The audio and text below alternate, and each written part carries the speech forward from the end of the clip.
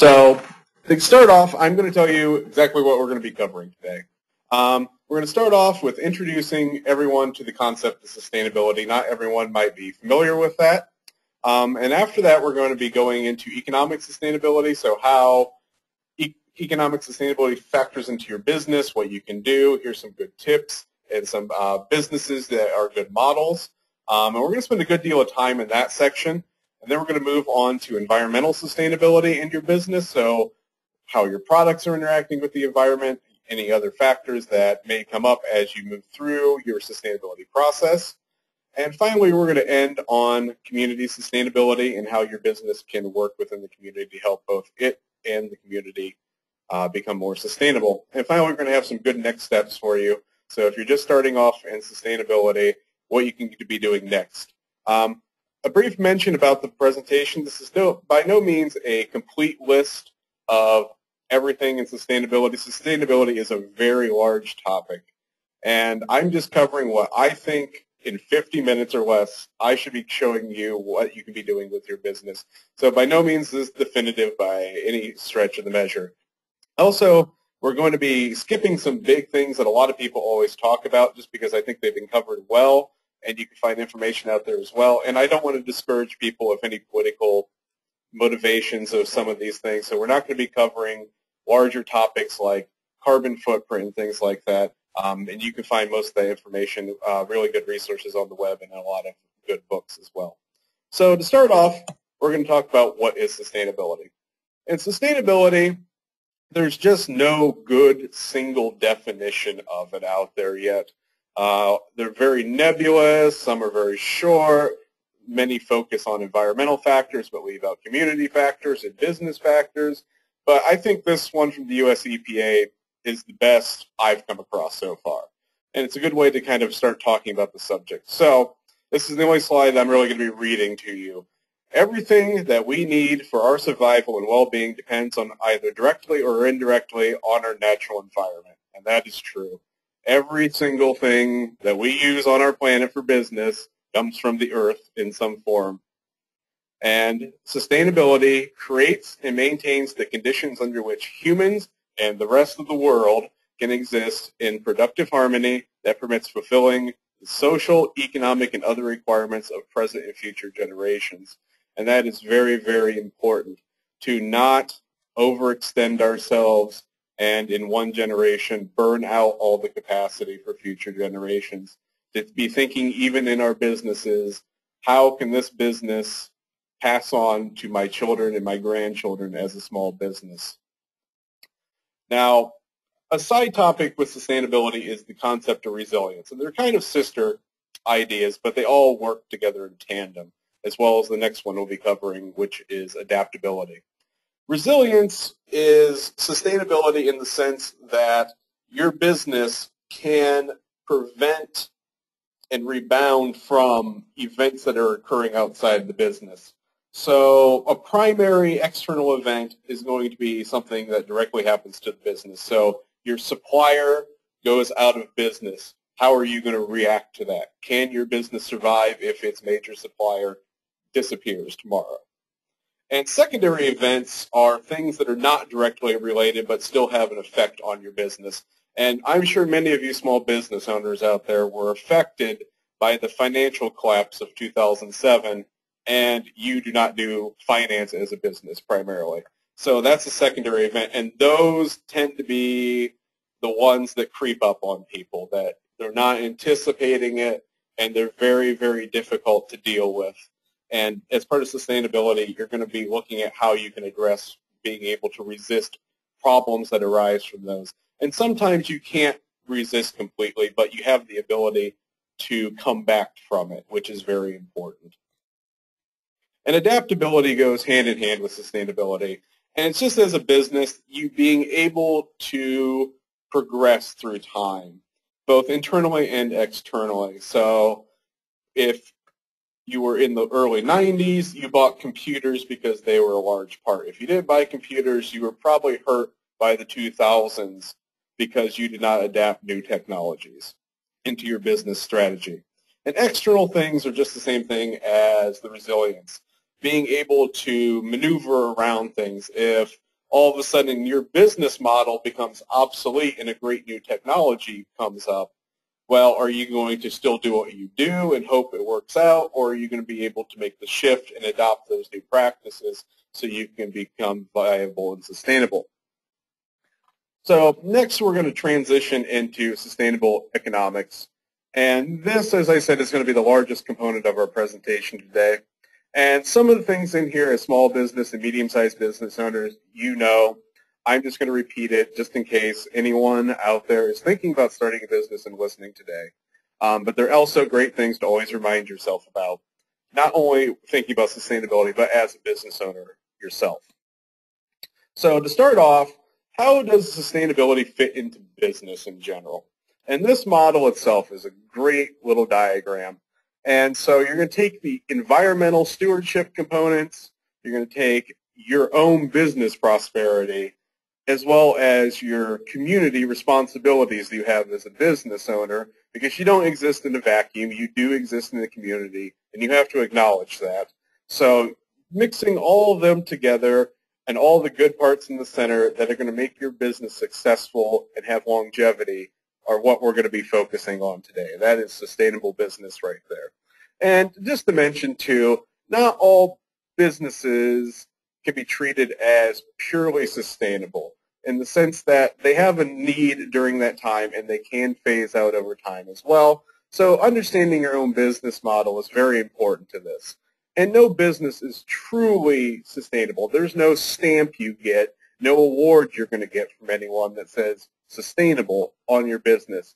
It's just not going to happen because sustainability isn't a goal per se you can achieve. It's a process you're always working towards. You can't just all of a sudden announce, I'm sustainable. There's many factors out there, no matter how many you've thought about, that are going to come up, and you're going to have to know how to deal with them when they do. And you're not going to be completely ironclad. There's always going to be something that sneaks by, and you have to know how to deal with it. And the sustainable part is knowing how to deal with those and being able to survive those events when they occur. So the first thing I think everyone should be doing when they're thinking about sustainability is making the commitment to sustainability. Actually saying, as a company, we're going to do this. As a small business owner, talking this over with your employees to make sure everyone in the company knows it, and you're going to communicate it to the world outside your company as well. So the first thing everyone should be doing, I think, is incorporating this into your mission statement in some capacity. So as a business owner, it's pretty common that you're going to have a mission statement, and whether or not you refer back to it all the time, that's a personal choice on your part, but it should be part of your mission statement just in case you need to start referring back to it. It's always a good business practice to refer back to your mission statement to make sure you're on cue, you're in step of where you need to be. And other companies have integrated things like statements of stewardship and statements of values, and they're also good places to insert sustainability into. So a good example of a statement of values is just pointing out that as a company, what you do, why you do it, and how you're going to achieve those things. So as a company, we're going to do no harm to the environment would be a good value statement to have on there. And incorporating sustainability into your strategic plan is very vital. Now, a strategic plan, for those of you who do not know what those are, is not your business plan. A strategic plan is the set of goals as a company you need to achieve over a certain period of time into the future. So many companies have an annual strategic plan they incorporate. Many nonprofits have this as well. And most companies, you should be thinking about those if you do not have those, because it helps you forecast into the future and kind of set a clear schedule for what you want to do, pending no disruptions happen. And most important to being able to commit to sustainability is being able to set aside time to do this. Sustainability actually takes a lot on the part of an owner and its employees to kind of handle. You don't have to make a ridiculous amount of time, and it shouldn't be eating your entire business up. But a few hours every couple weeks just to set aside to say, look, are we on track? Have a discussion in your staff meetings about it possibly. And being able to kind of go over the metrics. So if you implemented an item that focuses on sustainability in your company, making sure it's actually happening rather than just saying, oh, we did it and that's the end of the story. You need to make sure it's actually working and if it's creating any other issues in your company. Sustainability issues can have other issues that arise. They're not foolproof themselves. So we're going to talk about some business basics here. And I think these are the most important things that people should be looking at in the beginning to become more sustainable as a business. Now, none of these are a good exception to having good business education, either taking college courses or going to your local chamber of commerce when they have presentations. All of those are very important to keep up and remember how to do all the business functions that need to be done in your company. So the first thing we're going to talk about is cash flow. Now, cash flow is the lifeblood of any company. Everyone knows that. You run out of cash, you don't have a company. So just in sustainability terms, always being focused on, are we being sustainable? Can we survive based upon monetary evaluations alone? Do you have enough cash to pay your workers next week? And some companies really run the risk of going really dangerous into low cash. And as a sustainable company, you need to evaluate strategies to boost your cash up to prevent any calamities from happening in your company. So if, say, for instance, a major piece of machinery in your office breaks, can you afford to replace that and still survive as a company? You need those cash buffers to be able to become sustainable. Now, just under cash flow, the second most important thing in any business is your brand or image. And the brand is what you're presenting to everyone, and the image is what people are seeing when they see that. And it's everything you do, from how you treat your customers to how you treat your employees to what you sell. It's very, very important in a business, even outside of sustainability, to have a good brand and image. And it's very, very easy to do damage to it, and it's very, very hard to repair that damage. A good example recently is Netflix. So if any of you are subscribers to that, over the past year, they've done some amazing damage to their brand. And they are now getting sued by their investors for damaging their brand. But they've had a almost 300% drop in their stock price over the past year, and it's done some major, major damage to their company. So just be always present that your brand is there and your brand is there and you need to be sustainable. So if things need to change, you need to do rebranding, you need new logos. Those things are very, very important to think about as you address sustainability as a company. Now, the next section is doing a SWOT analysis. And SWOT stands for Strengths, Weaknesses, Opportunities, and Threats. And I think every business, at least once a year, needs to do these both internally and externally. So you're going to analyze, as a company, what strengths do we have? What are we doing really, really good versus our competition, and internally as well? And the same goes for weaknesses. What do we need to improve upon as a company? What are our competitors doing better than we are if we have competitors in our area? Opportunities are, what could we be doing that not only would serve our customers better, but also would improve our business as well? And threats are anything that may hurt the company financially, environmentally, socially, both internally and externally out of the company. And as I said, people really need to do these, and it's by far the most overlooked thing in small businesses. So many of them just do not pay attention to these because they're focused on the day-to-day, and you really need to be having a longitudinal look at your business as well, not just day-to-day. Now, metrics and analysis sounds big, but it's actually pretty simplistic. It's just looking at what you're doing statistically. So you're looking at your sales. What's happening? Why did in February last year we have a dip in sales? Figuring out the answers to those. And also for sustainability, you need to be doing some metrics along the way. Looking at what you're doing, how they can be improved upon, and if you implement any policies, what effects are they having? If I change all the light bulbs in my company from incandescent bulbs to CFLs or LED bulbs, am I truly seeing a savings in my electrical bills? And you need to look at those every so often, set a couple hours aside to plot them out, make sure things are happening correctly, and to make any changes that you need to make along the way.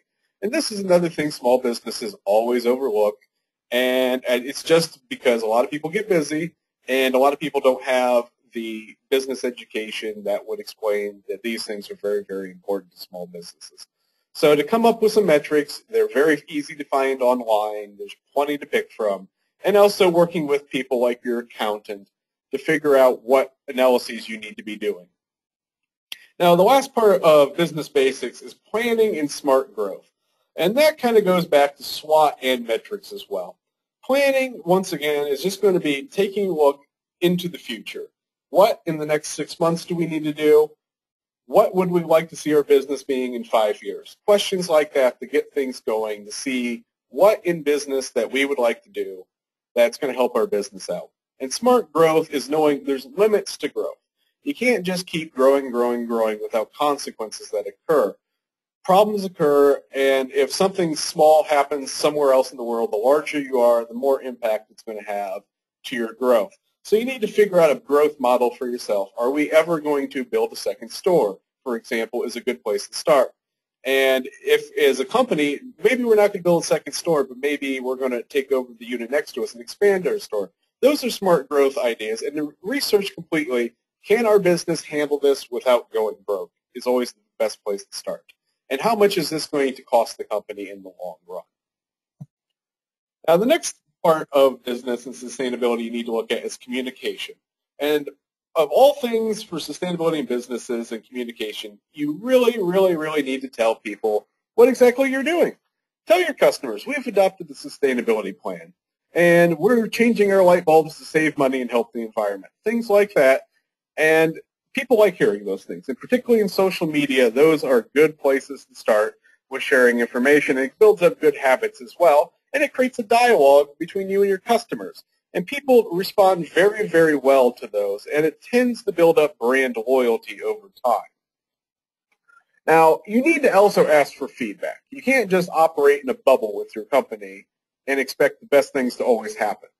If you make changes, particularly in your company, even ones that are beneficial, you think, and they are perfectly in line with how you think sustainability should be done in your company, ask your customers what they think. Do they like that? Did it affect something else in the business? You know, if you change the light bulbs, can they see just as well in the store? If you have changed to a local food vendor for your restaurant, does it taste as good as it used to? Those are very, very important pieces of information to get from people, but at the same time, be respectful of people when you get feedback. Don't bombard them. Ask them, you know, would you please fill out a survey, something like that, or just even, you know, in casual conversation, ask them how things are going. So you want to be respectful, but you need to get a lot of feedback, and it's a good way to see how things are going in your company. Now, also remember to listen, and don't only just listen to customers, also listen to your employees. Small business owners, particularly, tend to treat the business as their own, like they should, and they often ignore input from others, and that is not always the best idea. Your employees have been doing it many times as long as you have, and they are also experts just as much as you are. So when you come up with ideas, you know, ask them, does this make sense for the company? Do you see any problems occurring that I can't see here? Those kind of dialogues are very important to occur in a company because it will build up loyalty in your employees. They feel like they've contributed to what's happening in the company, and they're more likely to actually make it happen. You're more likely to get far less resistance when you do those things. And also, remember to listen to customers. If the customer is really, really telling you that this is really bad, I don't like how this is happening, see if it's an isolated situation or see if it's just a fluke in the system.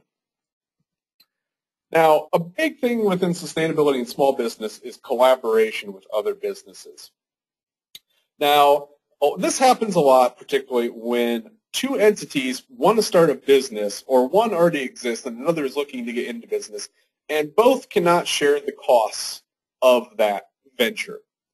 So you can do things like shared space, you can do things like shared equipment. So within those two, the parties split the costs of those items. So if you and another printer down the street need to invest in new printers, but you can't handle the cost together, explore the possibility of partnering together to share that cost and that maintenance of those items. And make sure you have a contract when you do these.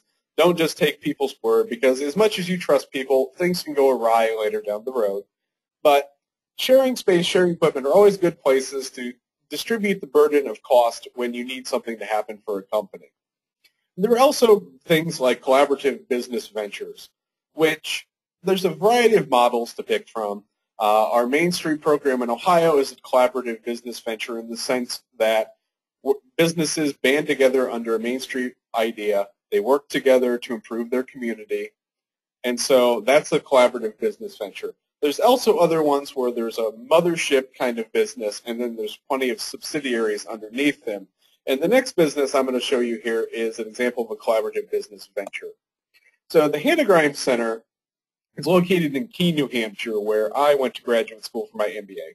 And this store is very, very cool. The store's general premise is that it sells everything New Hampshire in Keene.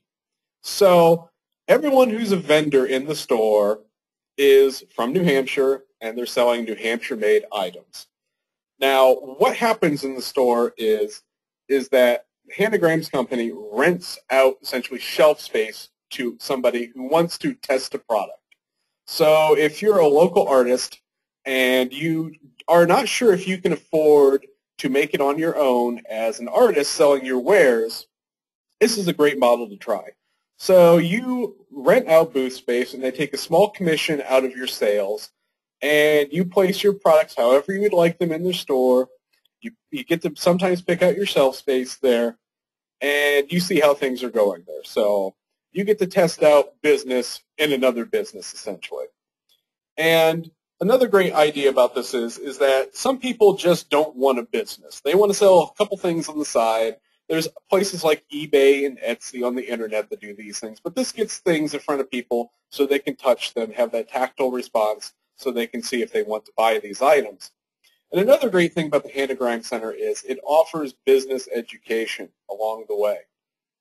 This model, they decided that they wanted to open up a school, and they offer 12 classes a year, and at the end of that 12, you get a certificate of completion, and they're all very important business topics from accounting to sales and things like that to educate not only people selling items in the store, but the general business public as well. If you're interested as a business owner, you can take classes here as well. It's a very, very neat collaborative model, and I think many small communities could benefit from models like this.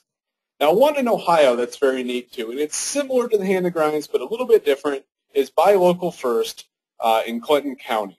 And Clinton County is one of our Main Street communities where Wilmington is, and what they have done is, due to some hardships in the community, major factory leaving, they decided they were going to set up a way for vendors in the community to sell together online, to get a bigger presence, not just in Wilmington, waiting for visitors to come and purchase things, but actually sending it out into the world and saying, look, here's what Wilmington and Clinton County have to offer, and it's been a smashing success for their community. They've had a lot of sales, they have a lot of promotions, and it's a good general model for communities to take a look at when they're trying to band together to create a larger presence in the business atmosphere. Now we're going to switch gears a little bit and talk a little bit about local sourcing for your business. Can you buy what you need in your community or region is one of the big questions that businesses pursuing sustainability should think about. And it may not always be the case that you can, but if it's a possibility, you should think about switching to those providers, not only just because it's a smart business option for your environmental focus, saying that, well, if I'm buying down the road instead of from California, there's fewer emissions in the environment, it's a healthier product. But you need to investigate those companies as well to make sure they're up to your standards. You can get a good price. If it's a higher price, does it have externalities that you like? So, for instance, it's helping your local community. Do those factors make sense to you? And it may not always be the case, but it's something that most businesses should take a look at to be more sustainable. Local sources are more than likely going to be more sustainable in the long run than purchasing either across the country or from other countries as well. And you can also look for new opportunities when you're locally sourcing your products as well. Some ideas that have come up have been co-marketing.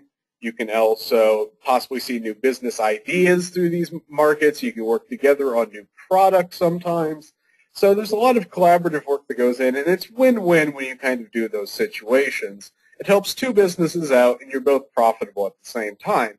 And a good example is this right here. Now, Whole Foods is the national company, but I've seen a lot of local vendors do this as well, where they co-promote who they're buying from. So Snowville Creamery is in Pomeroy, Ohio, and they sell their milk and other cream products at Whole Foods. And Whole Foods at the same time is saying, look, we got this product from Snowville Creamery. They're in Ohio, and they meet our standards. So you're not only saying, you know, we're producing locally, we're getting this stuff from local people, we're helping the community, you're also helping them out, and that's a good thing to do when you're looking at sustainable business practices. You want to look for ventures where you can work together with other people, and in the long run it builds lasting relationships and new business ventures for yourself. Now, some people have asked me to talk about business incubation in terms of sustainability, and I'm briefly going to talk about this. Not last month, in November, we had a webinar on business incubators with Angie Hawk-Maiden from AceNet in Athens, Ohio. It's in our archives if you'd like to view it, and she primarily focuses on food, restaurant-style incubation in Athens. So that's a good resource for you to take a look at. But when it comes to sustainability and business incubation, there are a couple things I think, just to get off the bat, if it makes a good idea. So business incubation, if you do not know what it is working to nurture and foster business ideas in your community. So if somebody has an idea, helping them develop it to the point where it can be a viable business. And the big questions you should need to ask as a community are, do you have the resources to do this? And now the resources are primarily, do you have the cash on hand as a county or a city to do this? Can you get the experts you need to make this successful? Are you going to get the best, or are you just going to get ho-hum people that have done it in your community but may not be the best educators? And you also have to take that into account is, successful business owners may not be the best educators for other people. Education is a completely different skill, and you have to take that into account. And finally, when you have the resources, can you get the need in your community? So you, as the development organization in your community, think it's a great idea, but is anyone in your community actually going to take advantage of it? You need to do that analysis before you get started to see if there's an actual need. And also you need to ask, if it does get built, what are you going to do to ensure that those businesses graduate out of the program? A lot of business incubators, they do all they can to help people promote their business, develop their business, etc. But there's no clear way to kind of push them out of the nest when they're ready. A lot of businesses kind of founder that way, and then all of a sudden somebody gets bored and it's never going to happen. You need to set up clear policies and clear guidelines to get people in and out of your incubator to make them successful as well in your community. Now, if your community cannot afford business incubators, or it's just not viable really in your community, don't forget about universities. Universities have programs, almost every college has a business program, that will happily take advantage of having a real business to do work with, that educate students in a practical application. Now, you may not get exactly what you want in these sometimes, and sometimes they exceed your expectations. So it's a little bit of a gamble, but university students, they need that expertise, and particularly if it's a smaller project, you can work with those, and sometimes it's free, sometimes there's a small cost given to the university for your business, but don't underestimate universities when you need to have something explored in your business or you need help developing a business plan, something like that. Now, a big component for continued sustainability is the concept of knowledge management. Now, knowledge management is just how you handle the information that is necessary for your business. And what it is sharing best practices. So you can do this internally, you can do this in your community, You can even do it regionally or worldwide in an industry. There's a whole lot of options available out there, but it's a very, very good idea for businesses to start taking a look at best practices for their industry. Now, this isn't just tips and things like that. This is actually kind of going into the nitty-gritty of stuff a lot and saying, okay, we have a process. How do we do it better? How do you do this? How is it different than what we're doing? And kind of seeing which works the best. And there may be multiple options, just like many other things in business. So to start exploring those things within your business. And as a business, you may even want to get to the point where you need to develop a participation strategy for your company in a knowledge management situation. So if you get to the point where you are looking at, we really want to get this online, an intranet for our company, so people can just look up something if they need to, or see what company-wide people are doing. To get to the point of saying, well, are we going to mandate everyone has to participate? Are we only going to worry about who wants to do it? So you need to have that discussion as a company. What makes the best sense for your company? And how do you want to implement this strategy so it continues rather than putting the burden on just one or two people, not just the owner of the company, but to get people actually involved and wanting to share their best practices. So it could be something as simple as the best way to make your grilled cheese sandwich at a restaurant. Or it could be something as the best way to do sales with this type of customer. All of those are viable options for a knowledge management system, but they're very, very neat, and I think a lot of companies would benefit if they implemented something like this over the course of time. Now we're going to switch gears and talk a little bit about how your business and environmental sustainability overlap. So the biggest part I can think of for companies to start at would be resource management in the company. And that's looking at things, energy, water, waste, inventory, product, resources, anything that falls under products that you use in the company, whether it's direct or indirect as a company.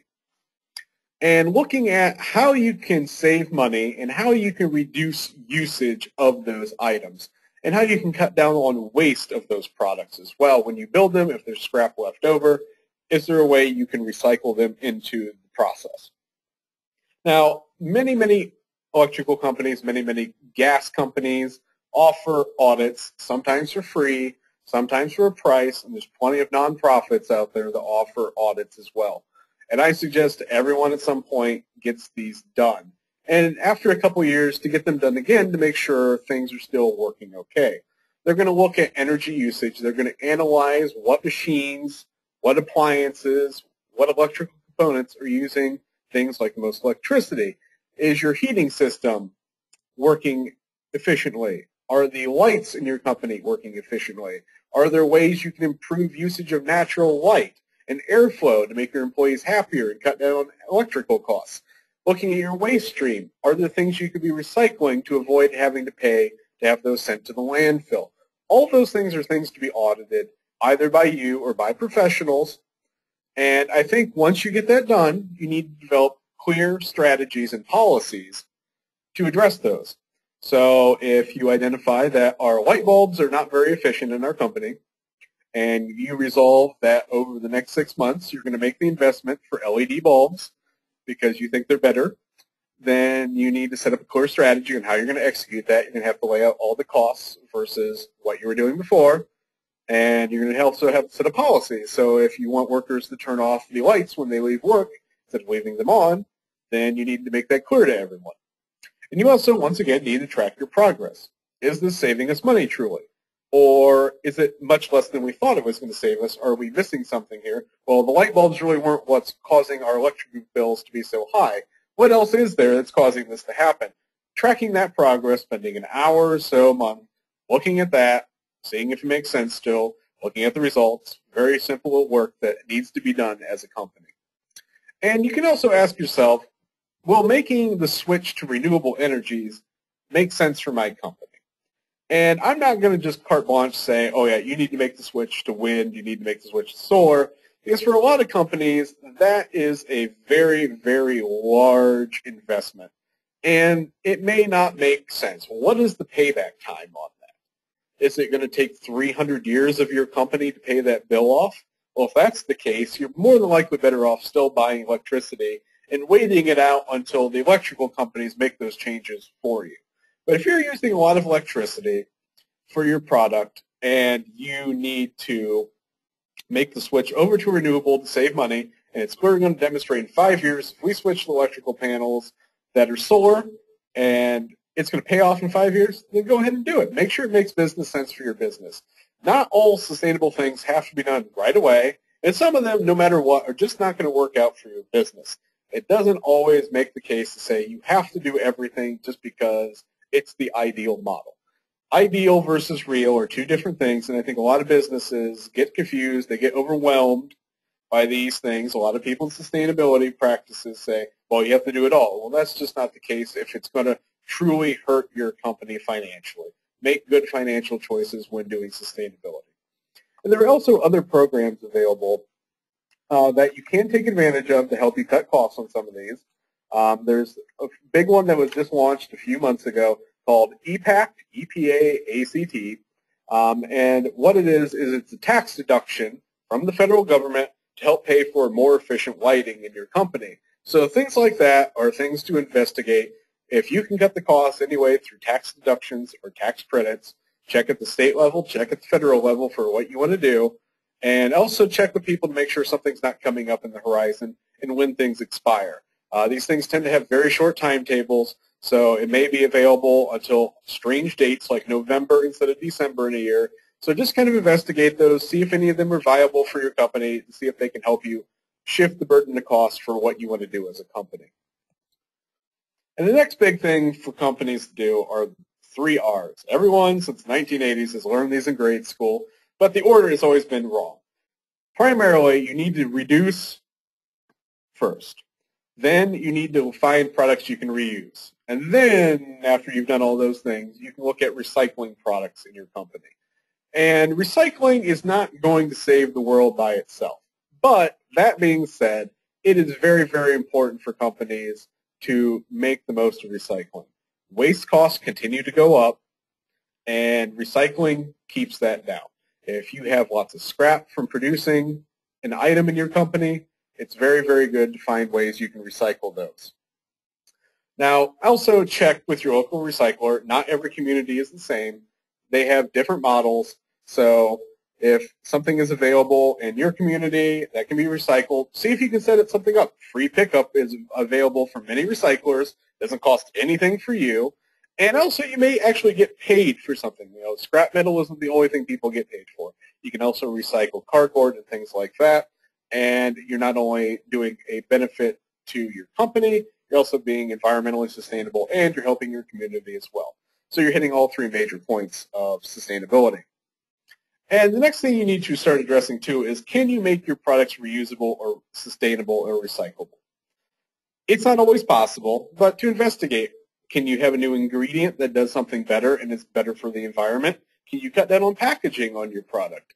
Those are big things to start investigating as a company, and it may not be something you do immediately, but it's something you should start doing within the first couple months of a company saying, can I make this better somehow?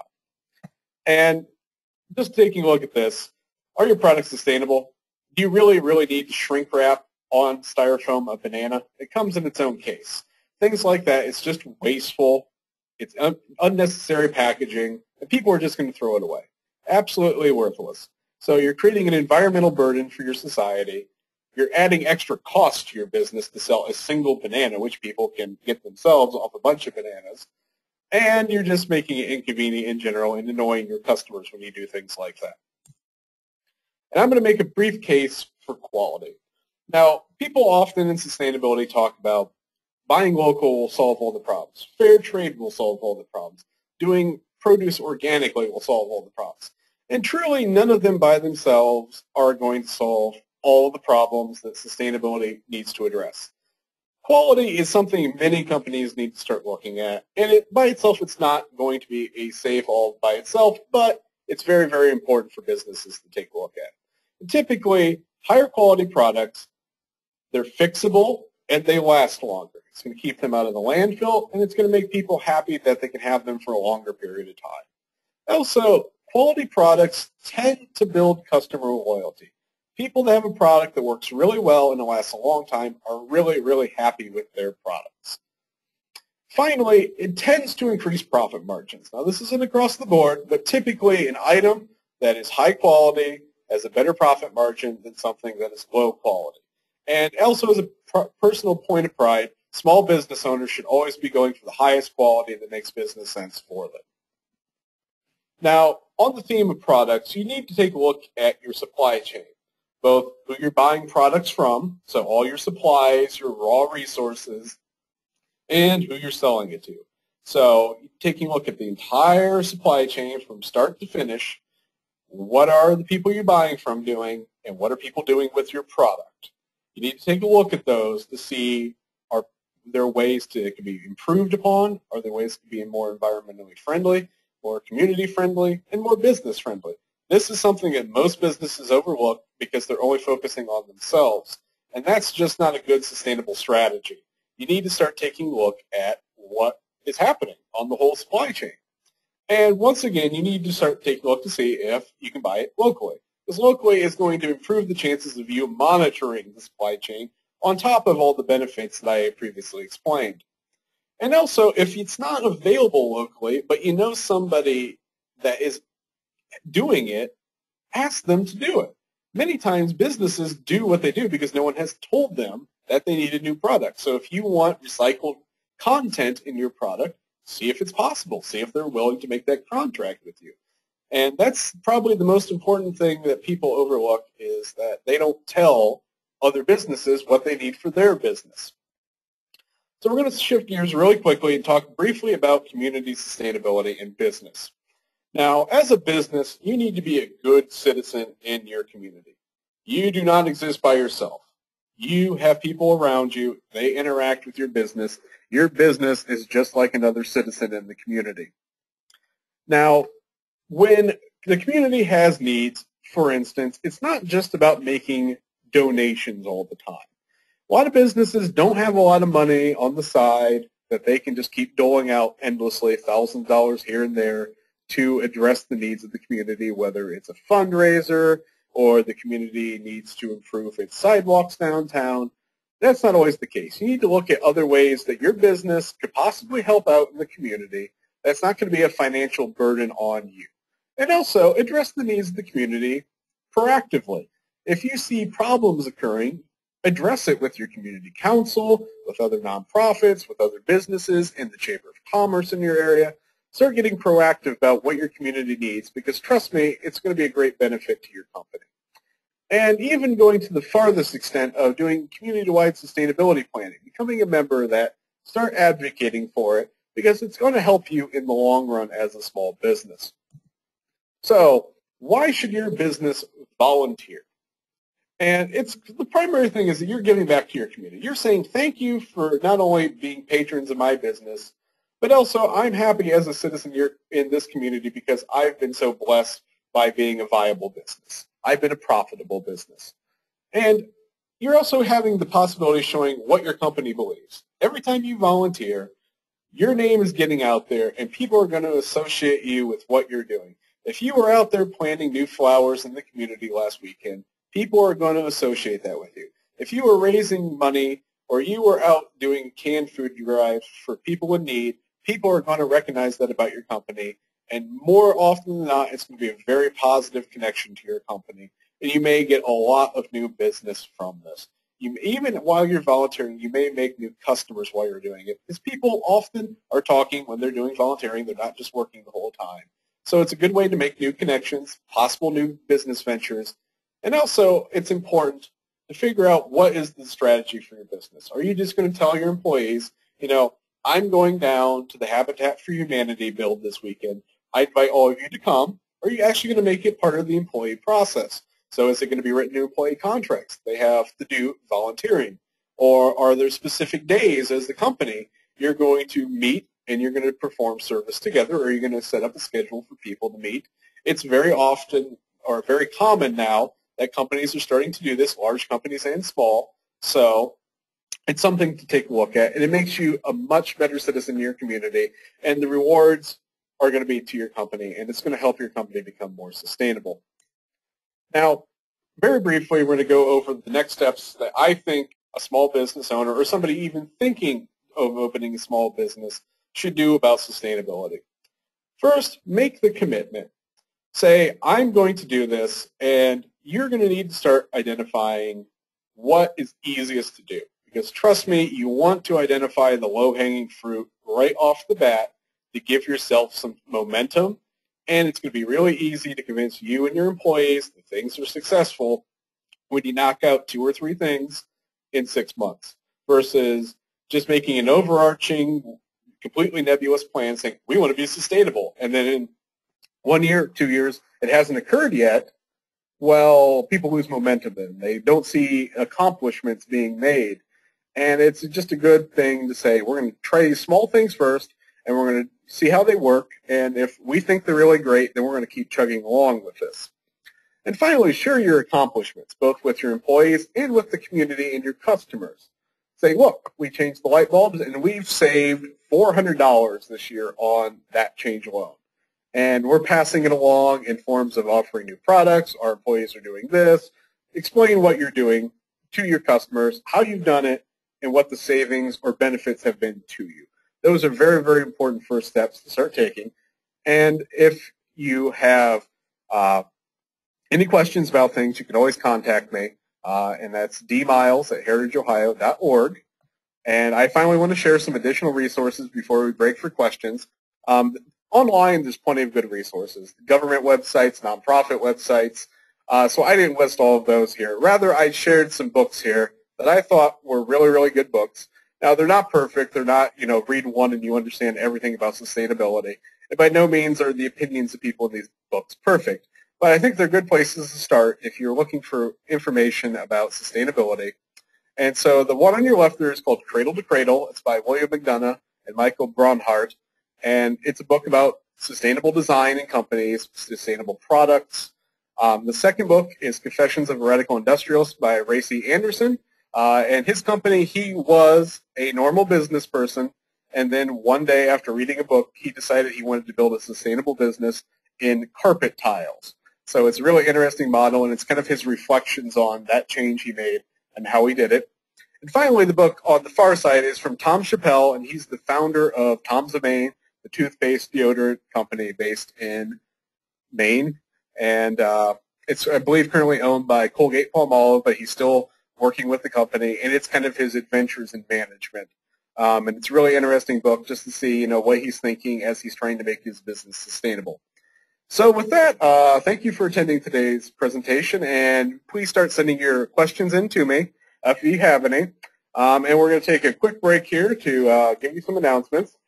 First off, we'd like to share the new mission of Heritage Ohio with you. Heritage Ohio, as Ohio's official historic preservation and Main Street organization, Heritage Ohio fosters economic development and sustainability through preservation of historic buildings, revitalization of downtown and neighborhood commercial districts, and promotion of cultural tourism.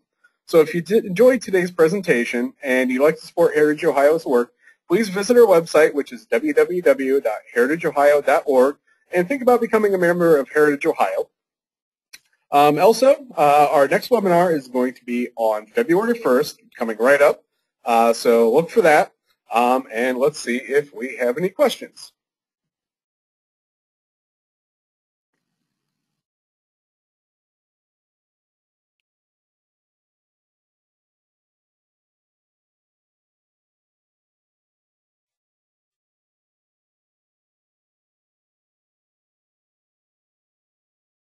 All right, no questions as of yet. I'll give you guys a few more moments to send those in if you have any questions. And if not, we'll break for the day, and thank you all for attending.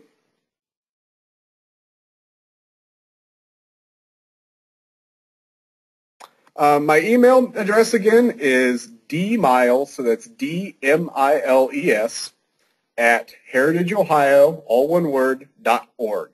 And I will type it into the chat field here so everyone can see it.